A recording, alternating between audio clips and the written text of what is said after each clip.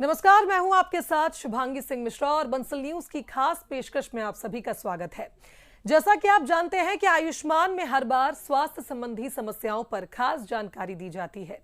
इसी कड़ी में हमारे साथ हैं डॉक्टर श्रेया मिश्रा, जो बंसल सुपर स्पेशलिटी हॉस्पिटल में कंसल्टेंट शिशु एवं बाल रोग विशेषज्ञ है। डॉक्टर श्रेया, आपका बहुत स्वागत है। धन्यवाद। तो आज हम बात करने वाले हैं बच्चों में खांसी के क्या कारण हैं और उसके लक्षण और इलाज के बारे में। सबसे पहले हम आपसे पूछना चाहेंगे डॉक्टर श्रेया कि बच्चों में खांसी के सबसे सामान्य कारण क्या है, क्योंकि अक्सर हम देखते हैं बच्चों को खांसी सबसे पहले होती है जैसे ही मौसम बदलता है। बच्चों में खांसी एक ऐसा लक्षण है जो मुझे लगता है कि हर बच्चे को साल में कई बार या बच्चों को होता ही रहता है, महीने में कई बार। और उस खांसी का सबसे जो कॉमन कारण होता है वो है वायरल इन्फेक्शन। कारण बहुत सारे हैं, वो डिपेंड करते हैं कि बच्चे की उम्र क्या है, उम्र के हिसाब से कारण बदलते रहते हैं, लेकिन वायरल इन्फेक्शन एक ऐसा कारण है जो हर बच्चे को होता है। उसके अलावा जो कारण होते हैं बैक्टीरियल इन्फेक्शन। दूसरा, अगर बहुत ही छोटा बच्चा है तो अगर उसकी सांस की नली में कुछ बनावटी प्रॉब्लम है तो वो भी एक कारण होता है। तीसरा, अगर बच्चे कोई भी ऑब्जेक्ट मुंह में डाल लें किसी चीज़ को और वो नली में फंस जाता है तो उसके कारण बच्चे लंबे समय तक खांसी करते रहते हैं। उसके अलावा जो रेयर कारण होते हैं जैसे कि ट्यूबरक्लोसिस, तो और एक कारण जो सबसे महत्वपूर्ण है जिसको लोग कई सालों तक नज़रअंदाज करते रहते हैं वो है एलर्जी एवं एस्थमा, जिसको जल्दी पहचानना एक सबसे बड़ा इलाज है उसका अपने आप पे। तो आगे हम बात करेंगे धीरे धीरे कि इन अलग अलग कारणों के लक्षणों को हम कैसे पहचानें और कब हम समझ सकते हैं कि ये वायरल इन्फेक्शन है या फिर एलर्जी है या बैक्टीरियल इन्फेक्शन। बिल्कुल, आप यही समझना चाहेंगे मैम आपसे। कारण ये है कि कई बार ऐसा होता है कि बच्चा खांस रहा है तो लोग उसे एक फ्लू मान लेते हैं, मौसमी बीमारी मान लेते हैं, लेकिन कई बार ऐसा माना जाता है कि बच्चों में जब पेरेंट्स लापरवाही बरत जाते हैं तो फिर वो छोटी सी समस्या एक बड़ा रूप ले लेती है। आप अभी बता रही थी कि एलर्जी सबसे ज्यादा हमारे यहाँ लापरवाही बरती जाती है, समझ ही नहीं पाते हैं पेरेंट्स की बच्चे को किसी चीज से एलर्जी हो रही, फिर चाहे जो प्रोडक्ट्स इस्तेमाल कर रहे हैं या कुछ खाने की ऐसी चीजें जो बच्चे की बॉडी अडेप्ट नहीं कर पा रही हो। बिल्कुल, एलर्जी वाली खांसी को पहचानने के लिए कुछ लक्षण होते हैं जिनका जानना बहुत ज़रूरी है। जैसे कि अगर वायरल इन्फेक्शन से खांसी हुई होती है तो उसमें हमेशा बुखार आता ही है, हल्का फुल्का ही सही, सर्दी होती है और वो 10 दिनों के भीतर ठीक हो जाती है। लेकिन अगर एलर्जी होती है तो वायरल इन्फेक्शन भी उसका एक ट्रिगर होता है। जैसे कि और ट्रिगर होते हैं, किसी चीज़ से बच्चे को एलर्जी है जैसे कि धुआं, अगर कहीं धुएं वाली जगह पे जाता है तो उसकी खांसी बढ़ जाती है। जैसा कि अधिक खेलना, एक्टिविटी से बच्चों की खांसी बढ़ रही है, या फिर मौसम का चेंज होना, मौसम चेंज होते ही बच्चे की खांसी बढ़ जा रही है और वो 10 दिन से अधिक समय तक बनी हुई है तो हमें ज़रूर एलर्जी के कारण सोचने चाहिए। और दूसरा लक्षण होता है सांस का फूलना। एलर्जी वाली जो खांसी होती है जैसे कि एस्थमा, उसमें बच्चों की सांस फूलती है, खांसी आती है और ज़्यादातर मामलों में वो ड्राई कफ होता है, बच्चों में बलगम नहीं आता है। और दूसरा, वो समय के साथ दिन भर में भी चेंज होता है। जैसे कि बच्चों को एस्थमा वाली खांसी सुबह के टाइम पे ज़्यादा होती है, रात के टाइम ज़्यादा होती है और बच्चों को नींद से जगाती भी है वो खांसी। बल्कि वायरल इन्फेक्शन की खांसी में ऐसा देखने को कम मिलता है, वो 10 दिन के अंदर आराम हो जाता है और सुबह और शाम में इतना चेंज नहीं आता है, वो दिन भर बनी रहती है। बिल्कुल डॉक्टर श्रेया, जैसा आपने समझाया कि किस तरह से अलग अलग प्रकार की खांसियां जो बच्चों में होती हैं और काफ़ी कम उम्र से ही हम देखते हैं बच्चों को ये समस्याएं होने लगती हैं, लेकिन एक बड़ा सवाल ये होता है, पेरेंट्स के लिए एक चैलेंज होता है कि आप बच्चों की खांसी को पहचाने कैसे और कब अलार्मिंग सिचुएशन है ये पेरेंट्स नहीं समझ पाते हैं। कौन से वो लक्षण हैं जिन पर ध्यान हमें देना चाहिए खासकर की, और ये माना जाए कि उन लक्षणों को अगर आप अपने बच्चे में देख रहे हैं तो तुरंत आपको डॉक्टर के पास पहुंचना चाहिए? बिल्कुल, ये एक बहुत महत्वपूर्ण सवाल आपका हुआ है, क्योंकि बच्चों में खांसी को पहचानना और डॉक्टर की सलाह सही समय पे लेना बहुत आवश्यक है। जैसे कि जो हमारा कॉमन कारण है खांसी का, जैसे कि वायरल इन्फेक्शन। अगर वायरल इन्फेक्शन होता है तो शुरू में 2-3 दिन बच्चे को ज़्यादा खांसी आती है और कई बार वो वाली खांसी 2 हफ्ते तक भी चलती है, जो कि बिल्कुल नॉर्मल है। उसमें घबराने वाली कोई बात नहीं है। बस इम्पॉर्टेंट बात यह है कि वो खांसी धीरे धीरे समय के साथ ठीक होनी चाहिए। लेकिन अगर खांसी के साथ साथ कुछ ऐसे सिम्टम्स हैं जिनको हम बोलते हैं वार्निंग साइंस एंड सिम्टम्स, अगर वो हैं तो डॉक्टर की तुरंत सलाह ले और उसका घरेलू उपचार ना करें। जैसे कि अगर खांसी के साथ बच्चे को तेज़ बुखार लगातार बना हुआ है, दूसरा बच्चे के बलगम आ रहा है और बलगम में ब्लड आ रहा है, तीसरा बच्चे की सांस तेज़ तेज़ चल रही है, उसकी छाती अंदर की तरफ जकड़ रही है जिसको हम रिट्रैक्शन बोलते हैं, जब वो सांस ले रहा है तो पेट और छाती के अंदर धंस रहा है, अगर ये चीज़ें हैं, बच्चा कुछ भी खाना पीना बंद कर दे, सुस्ती आ जाए या बच्चे के अंदर डिहाइड्रेशन के साइंस आएँ, अगर ये सारी चीज़ें हैं डॉक्टर की तुरंत सलाह लें। फिर इंतज़ार करना बच्चे के लिए जानलेवा भी हो सकता है, क्योंकि ये सिंपल सी खांसी या वायरल इन्फेक्शन एक निमोनिया का रूप ले लेता है। उसको जल्दी पहचानना और जल्दी इलाज कराना बहुत ही आवश्यक है। बिल्कुल डॉक्टर श्रेया, एक चीज़ और हम आपसे समझना चाहेंगे, उससे पहले जितने दर्शक हमें इस वक्त देख रहे हैं उनके लिए भी एक मैसेज है कि अभी डॉक्टर श्रेया ने बताया है कि किस तरह से आप बच्चों का ख्याल रख सकते हैं और उनकी जो खांसी है उसको ज़रूर पहचानें। कारण ये है कि अगर आप खांसी को पहचान ही नहीं पाएंगे कि वो एक नॉर्मल खांसी या एलर्जिक है, तब तक आप यही नहीं पता लगा पाएंगे कि बच्चे को क्या समस्या है। और सबसे ज़्यादा इस समस्या से अगर कोई जूझेगा तो वो बच्चा है जिसे लगातार परेशानी झेलनी पड़ती है। डॉक्टर श्रेया, अब बात करें बच्चों की खांसी की, तो हमने बता दिया कि कौन से वो लक्षण हो सकते हैं जिस पर हमें ध्यान देना चाहिए और डॉक्टर के पास पहुंचना चाहिए। लेकिन घरेलू उपचार की जब बात हो रही थी, घर में दादी नानी होती हैं और वो बोलती हैं कि अरे खांसी है तो ये दे दो बच्चों को या वो दे दो, शहद चटा दो, इस तरह के जो घरेलू उपचार होते हैं, क्या इनसे कोई साइड इफेक्ट बच्चों को हो सकते हैं या उनकी परेशानी बढ़ भी सकती है अगर सही इलाज ना हो तो? बिल्कुल, देखिए बच्चों का सबसे पहले जो उपचार होता है हमेशा से वो घरेलू ही होता है। और वायरल इन्फेक्शन एक ऐसा इन्फेक्शन है जिसके लिए कोई दवा नहीं होती ज़्यादातर केसेस में। तो वायरल इन्फेक्शन अपने आप में बॉडी में 6 से 7 दिन रहता है और उसके लिए कोई भी हम दवा देंगे उससे उसके ड्यूरेशन में कोई अंतर नहीं आता है। जब तक बच्चे की खांसी ज़्यादा परेशान नहीं कर रही है, ये वार्निंग साइंस आपको समझ में नहीं आ रहे हैं, तब तक हमें घरेलू उपचारों पे ही ध्यान देना चाहिए। हर तरह घरेलू उपचार के लिए हम नहीं बोल सकते कि वो सेफ़ हैं, लेकिन कुछ उपचार ऐसे हैं जो साइंटिफिकली सही हैं और जो करना ही चाहिए। जैसे कि अगर बच्चा 1 साल से ऊपर का है और उसको ज़्यादा पानी पिलाएं। सबसे इम्पॉर्टेंट चीज़ होती है हाइड्रेशन, वो कि खांसी में भी बहुत काम करती है। दूसरा, बच्चे को रेस्ट करना चाहिए, उसको बाहर ज़्यादा एक्टिविटी ना करने दें, धूप में ना घूमने दें। तीसरा, बच्चों को सॉफ्ट खाना खिलाएं जो कि गले में ना लगे और वो आसानी से पचा सके। चौथा है हनी, शहद। 1 साल से कम के बच्चों को शहद नहीं देना चाहिए। 1 साल से ऊपर के बच्चों में शहद से काफ़ी फ़ायदे होते हैं खांसी में। तो शहद एक महत्वपूर्ण दवाई है जो हर घरों में होती है और हम उसका ही सेवन कर सकते हैं दिन में 2 से 3 बार मामूली वायरल खांसी के लिए। अगर सिंपल वायरल खांसी है तो ये सब करें। इसके अलावा कोई लक्षण रहते हैं या फिर खांसी बहुत लंबे समय तक चलती है तो घर में अपने आप कोई दवाई ना करें और तुरंत डॉक्टर की सलाह लें। और सबसे इम्पॉर्टेंट बात यह है कि कभी भी कफ सिरप को देना बच्चों को ना शुरू करें। उसके बारे हम आगे बात करेंगे कि कितने साइड इफ़ेक्ट होते हैं उसके। बिल्कुल डॉक्टर श्रेया, एक थोड़ा सा पर्सनल सवाल हो जाएगा, लेकिन उससे शायद पेरेंट्स को समझ में आ जाए कि जब मैं बहुत छोटी थी तो मुझे अस्थमा की प्रॉब्लम हुई थी। ऐसा बाद में डायग्नोज हुआ क्योंकि उस दौरान काफ़ी तेज़ सांसें चलती थी, कहते थे कि उल्टी सांसें चल रही हैं रात में, सीने में इतनी ज़्यादा परेशानी की मम्मी बहुत परेशान हो जाती थी मेरी और मेरे को सांस लेने में बहुत दिक्कत होती थी। एक लंबे वक्त तक मैंने इससे लड़ाई लड़ी और जब जैसे स्कूल में नॉर्मल एक्टिविटीज़ भी होती थी तो उसमें भी मैं परफॉर्म नहीं कर पाती थी, सांस बहुत ज़्यादा उखड़ती थी। क्या ये समय के साथ बीमारी चली जाती है या भविष्य में भी ये मुझे परेशान कर सकती है? देखिए, बच्चों में जो एस्थमा होता है वो ज़्यादातर कारण उसका होता है जेनेटिक टेंडेंसी। अगर फैमिली में किसी को एलर्जी की प्रॉब्लम है, एस्थमा रही है, तो बच्चों में फिर रिस्क रहता है एस्थमा होने का। एलर्जी के कई प्रकार होते हैं हमारी बॉडी में, बच्चों में खासकर। जैसे कि किसी किसी को खाने से एलर्जी होती है, उसको हम कहते हैं फूड एलर्जी। किसी बच्चों को छींकें बहुत आती हैं सुबह उठ के, उनको हम कहते हैं एलर्जिक राइनाइटिस। या फिर खांसी और सांस तेज चलना, जिसको हम नाम देते हैं एस्थमा का। एस्थमा की पहचान बच्चों में थोड़ी सी कठिन होती है, इतनी आसान नहीं होती है, तो हमने उसको डिवाइड कर रखा है एज के हिसाब से। अगर 6 साल से कम का बच्चा है तो उसमें एस्थमा कैसे पहचाने, 6 से 11 साल का बच्चा और 11 साल से बड़े का बच्चा। ज़्यादातर क्या होता है, 5 साल या 6 साल से कम की उम्र के बच्चे को जब वायरल इन्फेक्शन होता है, क्योंकि उनकी सांसों की नली बहुत सक्रिय होती हैं, तो सिंपल वायरल इन्फेक्शन में भी उनकी खांसी जब होती है तो उनकी सांस तेज चलनी शुरू हो जाती है और उनकी सांस लेने में आवाज़ आती है। तो वो ज़रूरी नहीं है कि वो एक एस्थमा का सिम्टम है।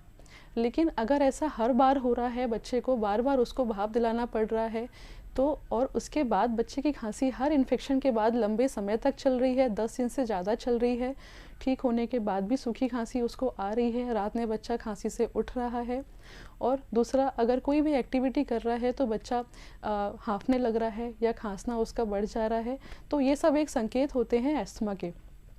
5 साल से कम के बच्चों में, 6 साल से कम के बच्चों में कोई टेस्ट नहीं होता अस्थमा को कंफर्म करने का।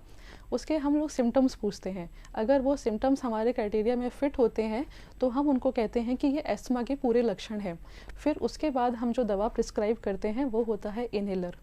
उसको लेने का एक पर्टिकुलर तरीका होता है, और हमारे सोसाइटी में लोगों को लगता है कि इनहेलर हमें नहीं लेना चाहिए छोटे बच्चों में। जैसा कि आपने कहा कि अस्थमा क्या ज़िंदगी भर रहेगा, समय के साथ चला जाएगा, तो देखिए अस्थमा के सिम्टम अगर लंबे समय तक होते हैं तो वो हमारे लंग्स को लंबे समय तक ख़राब कर देते हैं। अगर हम अस्थमा के सिम्टम को जल्दी समझेंगे और उनका इलाज जल्दी कराएंगे तो लंग्स में वो चेंजेस नहीं आएंगे और हमारे लंग्स हमेशा के लिए एक हेल्दी लंग्स के रूप में रह सकते हैं। इनहेलर वो काम करता है कि दवा को सीधे लंग्स तक पहुंचाता है और लंग्स को ख़राब होने से रोकता है। अगर हम सही समय से डॉक्टर के बताए हुए समय तक उसी तरीके से इनहेलर का इस्तेमाल करेंगे तो बच्चों को उसके बाद इनहेलर बंद भी हो जाएगा और लाइफ लॉन्ग कंट्रोल भी रह सकता है। लेकिन उसके साथ एक महत्वपूर्ण एक और चीज़ जो ध्यान देनी होती है वो होती है ट्रिगर। जिस चीज़ से अस्थमा के सिम्टम बढ़ रहे हैं उस चीज़ से हमें बचाव करना होता है ताकि वो सिम्टम बढ़े नहीं।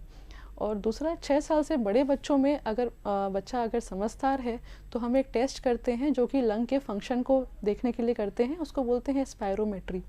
तो सिम्टम्स के साथ साथ स्पायरोमेट्री भी की जाती है बच्चों में टेस्ट के लिए, जो कि हमारे यहाँ बंसल में उपलब्ध है, और हम वो टेस्ट करते हैं बड़े बच्चों में कि उनके लंग्स के फंक्शन कितना कम हो चुका है इसको देखने के लिए। तो बहुत सारे तरीके हैं इसको पहचानने के, इसको डायग्नोस करने के, और उसकी आजकल बहुत सारी मेडिसिन अवेलेबल हैं। लोग सोचते हैं कि अस्थमा हो गया है तो बच्चे को लाइफ लॉन्ग इनहेलर लेना पड़ेगा, ऐसा बिल्कुल नहीं है। हमसे आके मिले, हम आपको प्रॉपर सलाह देंगे कि दवा को कितना यूज़ करना है, किस तरह यूज़ करना है। अस्थमा होने के बाद भी बच्चे एक नॉर्मल जीवन जी सकता है हमेशा के लिए। बिल्कुल डॉक्टर श्रेया, इससे मुझे शायद थोड़ा सा और क्लू मिल गया है कि मे बी मेरे केस में वो हील हो गया हो। आप बच्चों की डॉक्टर हैं और ये बड़ा बच्चा आपसे बात कर रहा है। बहरहाल आगे बढ़ेंगे और बात करेंगे वैक्सीनेशन की, क्योंकि जब बच्चा छोटा होता है तो वैक्सीनेशन पे बहुत जोर दिया जाता है और बहुत सारे वैक्सीनेशंस दिए भी जाते हैं। क्या खांसी होने से इनके थ्रू बचा जा सकता है? वैक्सीनेशन का कितना रोल है खांसी से बचने में? देखिए, जब बच्चा पैदा होता है तो पहले साल में उसको कई सारी वैक्सीन लगाई जाती हैं। उसमें से एक इम्पॉर्टेंट वैक्सीन होती है, वो होती है निमोनिया की वैक्सीन। वो जो बैक्टीरियल इन्फेक्शन बच्चों में होते हैं जिनके कारण बच्चों को निमोनिया होता है और बच्चों को भर्ती करना पड़ता है, जो सीरियस हो जाते हैं, उनके लिए वो वैक्सीन होती हैं जो पहले 6 महीने शुरू के 6 मंथ्स में 3 डोज लगाए जाते हैं उसके, और उसका बूस्टर दिया जाता है 1.5 साल की उम्र पे। उससे बच्चों को बैक्टीरियल इन्फेक्शन जो सीवियर वाला होता है, जिसमें बच्चों को भर्ती करना पड़े और ऑक्सीजन लगाना पड़े, वो होने का चांस काफ़ी कम हो जाता है। लेकिन बैक्टीरियल इन्फेक्शन होना अपने आप में बहुत कॉमन नहीं है, खासकर अब जब बच्चों में इतनी साफ़ सफाई और सोसाइटी में इतनी ज़्यादा हाइजीन मेजर्स यूज़ करते हैं। लेकिन वो वायरल इन्फेक्शन के लिए, ज़्यादातर वायरल इन्फेक्शन के लिए कोई वैक्सीन नहीं होती है, वो समय के साथ ही ठीक हो जाता है। लेकिन कुछ इन्फेक्शन ऐसे हैं वायरस, जैसे कि इन्फ्लुएंजा वायरस, उसके लिए फ्लू वैक्सीन होती है जो कि बहुत कॉमन है और छोटे बच्चों में वो निमोनिया का रूप ले लेती है।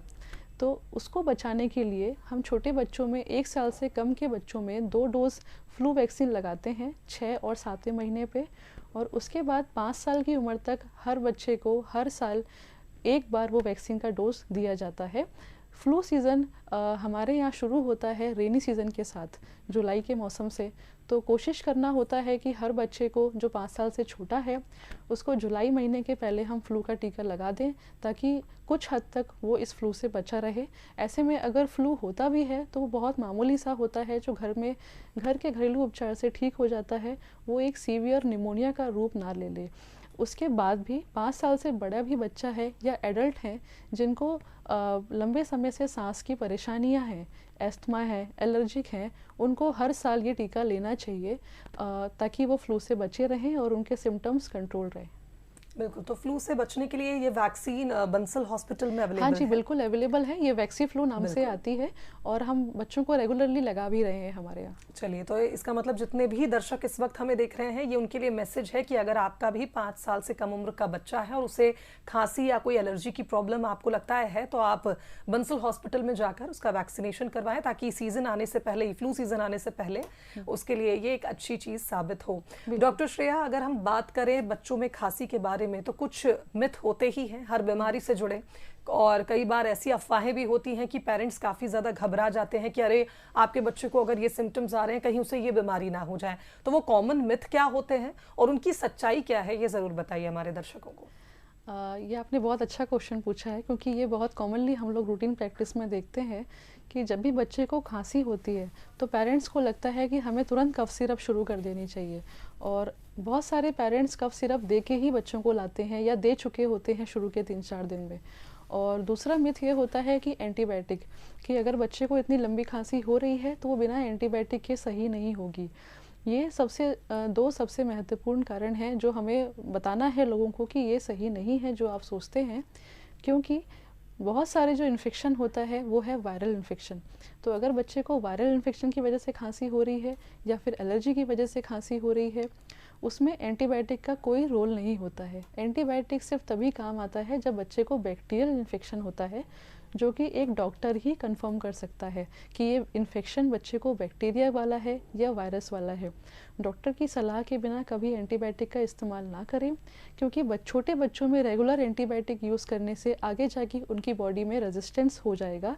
इसका मतलब है कि जब उनको वाकई में एंटीबायोटिक की ज़रूरत पड़ेगी तब वो एंटीबायोटिक उनके बॉडी में असर नहीं करेगी। और दूसरी बात कफ सिरप का है। देखिए, छोटे बच्चों में कफ सिरप में जितना फ़ायदा होता है उससे कहीं ज़्यादा उनमें साइड इफ़ेक्ट्स होते हैं। तो कफ सिरप, अगर हम वायरल इन्फेक्शन में कफ सिरप देंगे तो भी वो खांसी 5-6 दिन रहेगी या 10 दिन रहेगी, या नहीं देंगे तो भी रहेगी। कफ सिरप बड़े लोग लेते हैं तो उनमें साइड इफ़ेक्ट कम होते हैं, लेकिन छोटे बच्चों में साइड इफ़ेक्ट बहुत मेजर भी हो जाते हैं, जैसे कि उनकी धड़कन बढ़ जाना, उनका बेहोश हो जाना, लंबे समय तक सो जाना, घबराहट होना, ये बहुत कॉमन साइड इफ़ेक्ट होते हैं। इसलिए कफ सिरप छोटे बच्चों में बहुत डेंजरस हो सकती है। 4 साल से कम के बच्चों में कफ सिरप को डॉक्टर की सलाह के बिना कभी इस्तेमाल ना करें। उनके साइड इफ़ेक्ट आपको पता होने चाहिए, और आप घरेलू उपचार करेंगे, बच्चे को गुनगुना पानी पिलाइए, शहद दीजिए, सॉफ्ट खाना खिलाइए, रेस्ट कराइए। 3-4 दिन में अपने आप खांसी कम होनी शुरू हो जाएगी। और अगर खांसी कम होनी शुरू हो गई है, इसका मतलब है कि ये वायरल इन्फेक्शन था, जो कि 10 दिन तक भी खांसी होना नॉर्मल होता है। बट हम इसमें यही पूछते हैं कि बच्चे की खांसी ठीक होने के कगार पे है या फिर बढ़ती हुई है। तो अगर वो ठीक हो रही है धीरे धीरे, तो वो हफ्ते या 2 हफ्ते तक भी रह सकती है, जो कि एक नॉर्मल बॉडी का फंक्शन होता है, क्योंकि बॉडी धीरे धीरे अडॉप्ट कर रही है, अपने आप खांसी को ठीक कर लेगी। बिल्कुल डॉक्टर श्रेया, अब एक और out of the box question है मेरा आपसे, और मुझे उम्मीद है कि आप मुझे समझा पाएंगी। और आसपास के क्षेत्रों में जब हम देखते हैं, कुछ लोगों से मिलते हैं, तो हमें पता चलता है कि बच्चों को ये बीमारी भी होती है। एक बच्चा है मेरी पहचान में जिसको इसिनोफीलिया बताया है डॉक्टर ने। क्या बच्चों में ये बीमारी हो सकती है, और ये बीमारी क्या है वो भी ज़रा बताइएगा।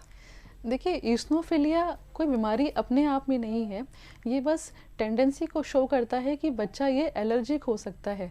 कई बार इस्नोफिल बढ़ा हुआ होने से बच्चे को कुछ नहीं होता, और अगर हम ये कराते भी हैं ये टेस्ट इस्नोफिल बढ़े होने का, तभी इलाज में कोई ख़ास फ़र्क नहीं पड़ता। इलाज हम तभी करते हैं जब बच्चा एलर्जिक है, एस्थमेटिक है।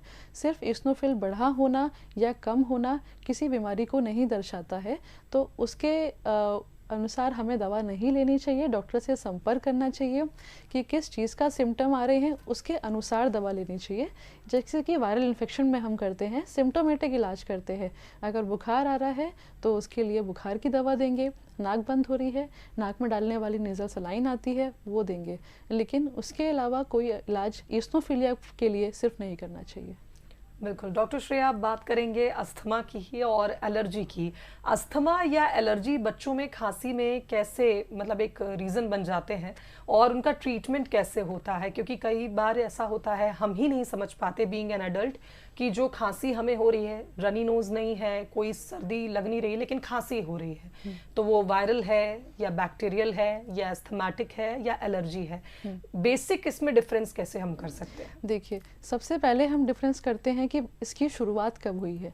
जी। अगर ये हाल ही में शुरू हुआ है, 2-3 दिन ही हुए हैं और पहले फीवर था बच्चे को, ज़ुकाम था, अब खांसी हो रही है और बच्चा ठीक है, एक्टिव है, थोड़ा बहुत खा पी रहा है, तो फिर हम कहते हैं कि ये वायरल इन्फेक्शन हो सकता है। दूसरा, अगर ये खांसी लंबे समय से चल रही है, बच्चे को लंबे समय से बलगम आ रहा है पीले कलर का, और दूसरा बुखार तेज बना हुआ है, बच्चे की सांसें तेज तेज चल रही हैं, तो ये बैक्टीरियल इन्फेक्शन के लक्षण होते हैं। और एलर्जी खांसी की आपने बात करी है, तो एलर्जी खांसी की एक पहचान होती है कि ये समय समय पे बच्चे को होते रहना। इसके साथ बुखार हर बार होगा ये ज़रूरी नहीं है, तो बच्चे को बिना बुखार बिना ज़ुकाम के सिर्फ खांसी का शुरू हो जाना, जो कि ड्राई खांसी होती है, इसको हम कहते हैं ड्राई कफ, और ये सीज़न के साथ भी चेंज होती है। अगर कहीं बच्चे को किसी चीज़ से इरिटेशन है, उसमें बच्चे कांटेक्ट में आएगा, उससे खांसी बढ़ जाएगी, या फिर अगर बच्चे को धुआं या धूल मिलेगी, उससे खांसी बढ़ जाएगी। एस्थमा में जो खांसी होती है और सांस तेज चलती है, उसके सिर्फ 3 ही सिम्टम होते हैं: ड्राई कफ होना, सांस तेज चलना और बच्चे को जकड़न महसूस होना छाती में, जो कि थोड़े समझदार बड़े बच्चे होते हैं तो वो बता पाते हैं इन सिम्टम के बारे में। और एस्थमा की जो खांसी होती है वो अर्ली मॉर्निंग, सुबह सुबह के समय ज़्यादा बढ़ जाती है, और दूसरा रात के समय बढ़ जाती है। बच्चे को रात में सांस लेने में परेशानी होती है, उसको लगता है कि मुझे सांस नहीं आ रही है। उसका यह कारण ये होता है, एस्थमा में बच्चों की जो सांस की नलियाँ होती हैं वो सिकुड़ जाती हैं, वो इतनी छोटी हो जाती हैं कि बच्चे को सांस ही नहीं आती है, लंग्स तक सांस नहीं पहुंचती है। तो एस्थमा जो एक तरह की बीमारी है वो सांस की नलियों की दिक्कत होती है, ना कि लंग्स की।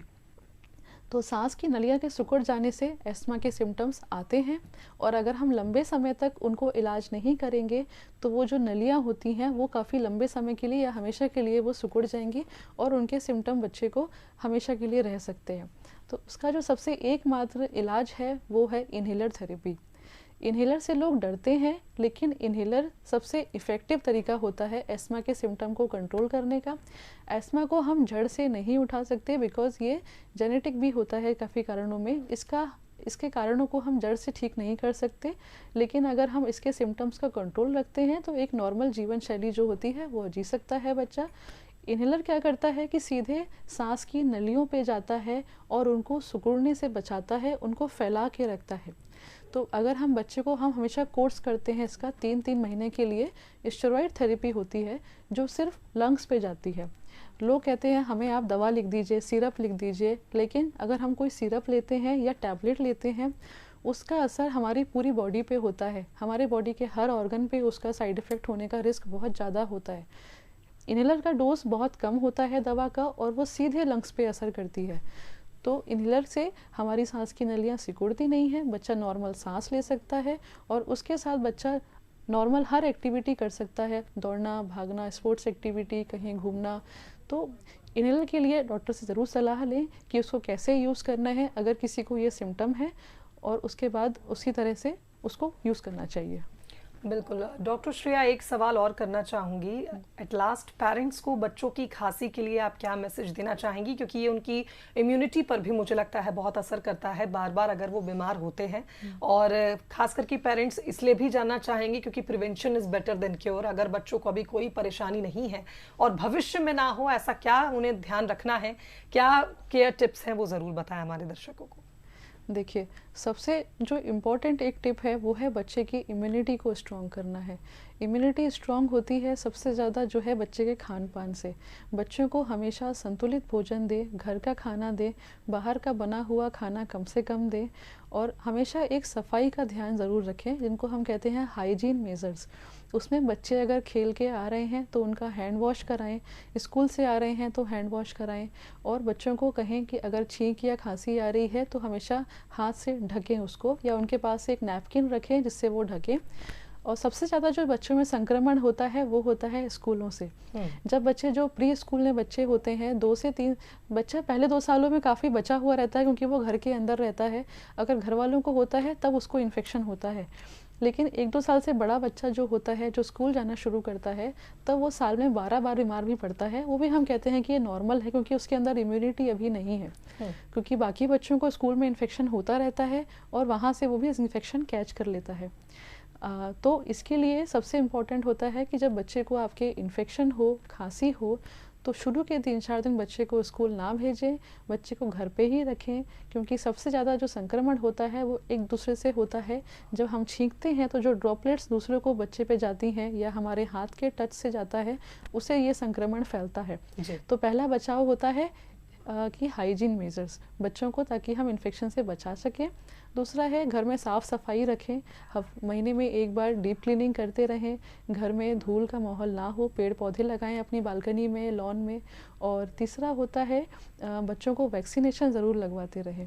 वैक्सीनेशन से काफ़ी हद तक पेरेंट्स आते हैं कि मैम वैक्सीन लगाई थी फिर भी बच्चे को हमारे सर्दी जुकाम हो गया है, लेकिन वैक्सीन हमेशा ऐसा नहीं होता कि वैक्सीन से बच्चे को इन्फेक्शन होगा ही नहीं, क्योंकि वायरल इन्फेक्शन के बहुत सारे कारण होते हैं।